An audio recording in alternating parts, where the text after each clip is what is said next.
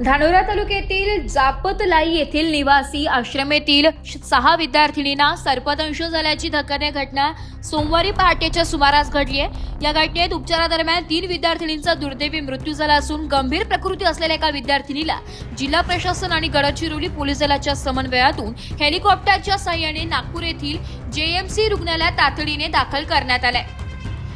घटनेनंतर त्रास जाणू लागल्याने विद्यार्थिनींना प्रथम ग्रामीण रुग्णालय धानोरा येथे उपचारासाठी दाखल करण्यात आलं।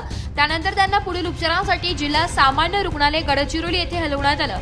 मात्र उपचारादरम्यान 3 विद्यार्थिनींचा मृत्यू झालाय।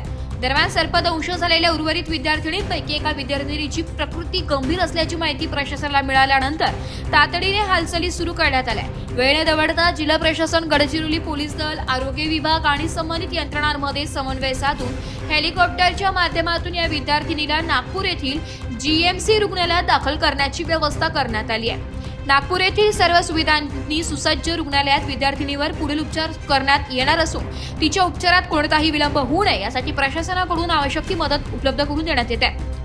गडचिरोलीचे पोलीस अधीक्षक एम रमेश यांनी नागरिकांना आणि विद्यार्थ्यांना विशेष खबरदारी घेण्याचे आवाहन केले आहे। पावसाळ्यात सर्पदंशाच्या घटना मोठ्या प्रमाणावर घडत असल्याने नागरिकांनी आवश्यक ती काळजी घ्यावी। सर्पदंश झाल्यास कोणत्याही प्रकारच्या अंधश्रद्धेला बळी न पडता तात्काळ जवळच्या रुग्णालयात किंवा आपत्कालीन सेवांशी संपर्क साधून वेळेत वैद्यकीय उपचार घ्यावेत असे आवाहन त्यांनी केले। या घटनेमुळे जापतलाई परिसरात हळहळ व्यक्त होत असून आश्रमशाळेतील विद्यार्थिनींच्या सुरक्षिततेचा प्रश्न पुन्हा एकदा ऐरणीवर आला आहे। एस मराठी न्यूज साठी विदर्भ संपादक जावेद अली सय्यद, गडचिरोली।